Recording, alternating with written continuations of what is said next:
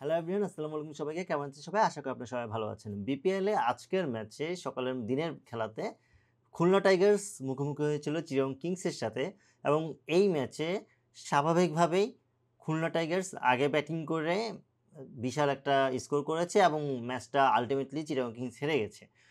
আমি যদি টোটাল স্কোরের কথা বলি তাহলে খুলনা টাইগার্স আগে ব্যাট করে 204 রানের টার্গেট দিয়েছে। 204 রানের টার্গেটের ব্যাট করতে নেমে চিটাগং কিংস শুরুতে খুব বাজে খেলেছে, শেষ পর্যন্ত তারা 166 করতে পেরেছে, তাও শামীম হোসেন পাটোয়ারির 78 রানের উপর নির্ভর করে।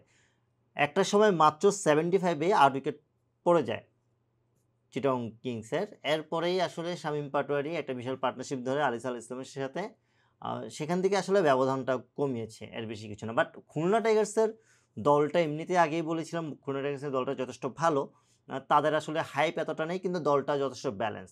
সেই জায়গা থেকে তাদের আজকের উল্লেখযোগ্য যে পয়েন্টটা সেটা হচ্ছে তাদের বিদেশি যে উইলিয়াম বশিষ্ঠর পাশাপাশি তার ব্যাটিংটা অসাধারণ ছিল, কিন্তু তার থেকেও বেশি অসাধারণ ব্যাটিং করেছে Bangladeshi player, local player Mahidul Islam অঙ্কন।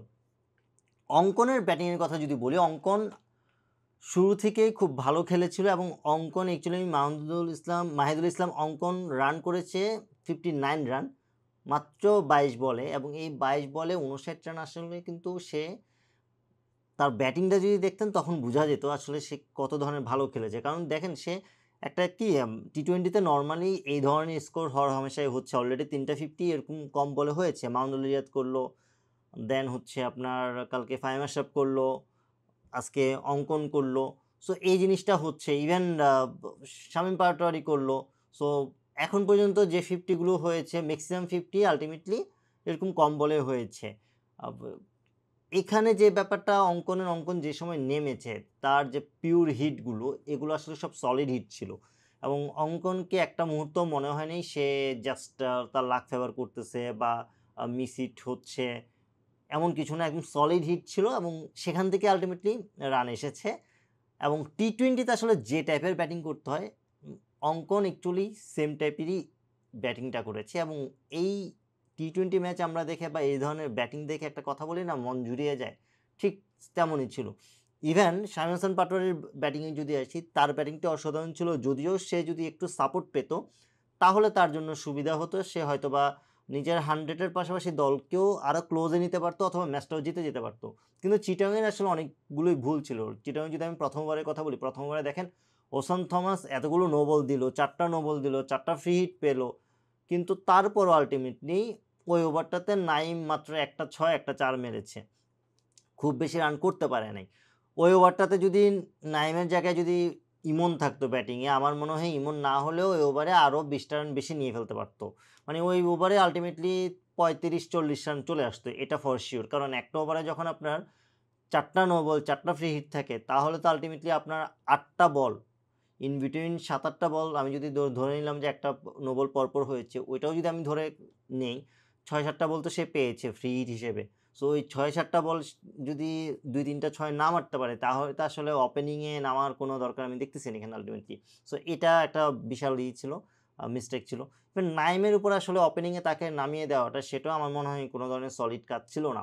চিটাগং যদি আলটিমেটলি তারা ম্যাচ জিততে চায়, তাদের যেহেতু ফিনিশিংয়ে শামীম পাটোয়ারির মতো একজন ব্যাটসম্যান আছে এবং ওপেনিংয়ে ইমন আছে, তাদের দরকার এমন কিছু মিডল অর্ডার বা টপ অর্ডারে এমন কিছু ব্যাটসম্যান রাখা যারা আলটিমেটলি তাদেরকে ভালো একটা স্কোর এনে দিতে পারবে, অ্যাকচুয়ালি সলিড ব্যাটিংটা করতে পারবে। আদারওয়াইজ আসলে এটা তাদের জন্যই খারাপ হবে। তারা ইভেন তারা কিন্তু আন্ডার-19 প্লেয়ার নিয়েছে। সো আন্ডার-19 প্লেয়ার যেহেতু নিয়েছে সেখান থেকেও কাউকে খেলে দিতে পারে, খুব একটা টাফ কোনো ওয়ার্ক না। নাইমের উপরে অবভিয়াসলি নাইম একটা সময় ভালো ছিল, এখনও হয়তো বা বিপিএলে ভালো করবে, কিন্তু আসলে যখন দরকার তখন যদি রান না করতে পারে তখন আলটিমেটলি এটা কাজে দিবে না। সো এটা চিটাগং কিংসে আসলে এসব নিয়ে কাজ করা দরকার। বাট ওভারঅল এটা জানাই ছিল যে খুলনা টাইগার্সের যে ধরনের স্কোয়াড তারা চিটাগং কিংস থেকে ভালো করবে। এবং আমি যদি এই ম্যাচের টার্নিং পয়েন্ট বলি, আমার কাছে আসলে টার্নিং পয়েন্টের এখানে একমাত্র যদি বলতে হয় সেটা হচ্ছে মাহিদুল ইসলাম অঙ্কনের ব্যাটিংয়ের কথাই বলতে হবে, ওইটাই আমার কাছে টার্নিং পয়েন্ট। এখন অনেকেই হচ্ছে বোলিংয়ের কথা বলবে, বিশেষ করে চিটাগং কিংসের ক্ষেত্রে যখন আপনার আবুয়েদা রনি 4 উইকেট নিয়েছে, নওয়াজ 2 উইকেট নিয়েছে, সবগুলো বলারই ভালো করেছে। সো ওই জায়গা থেকে আসলে বলাররা সবাই মোটামুটি ভালো পারফরমেন্স করেছে। বাট টার্নিং পয়েন্ট আপনার আলটিমেটলি ওইটাই, অঙ্কন যে ধরনের ব্যাট করেছে রানটাকে 200 আপে নিয়ে যাওয়া, সেটাই কিন্তু ম্যাচ থেকে বের করে দিয়েছে। যদি 200 নিচে থাকতো সেক্ষেত্রে খুব ইজি হয়ে যেত তাদের জন্য। অ্যান্ড হোপফুলি নেক্সট টাইম থেকে চিটং কিংস এই জিনিসটা মাথায় রেখে কাজ করবে। অ্যান্ড দেখা যাক নেক্সট ম্যাচে তারা কীভাবে কামব্যাক করে। এতক্ষণ পর্যন্ত সাথে থেকে ভিডিওটি সম্পূর্ণ দেখার জন্য ধন্যবাদ। আশা করি আমার এই ভিডিওটি আপনাদের ভালো লেগেছে। যদি আমার এই ভিডিওটি আপনাদের ভালো লেগে থাকে তাহলে অবশ্যই লাইক, কমেন্ট, শেয়ার এবং সাবস্ক্রাইব করে পাশে থাকবেন। নেক্সট নতুন কোনো ভিডিও নিয়ে আপনাদের মধ্যে চলে আসার আশা ব্যক্ত করে আজ বিদায় নিচ্ছি। আল্লাহ হাফেজ।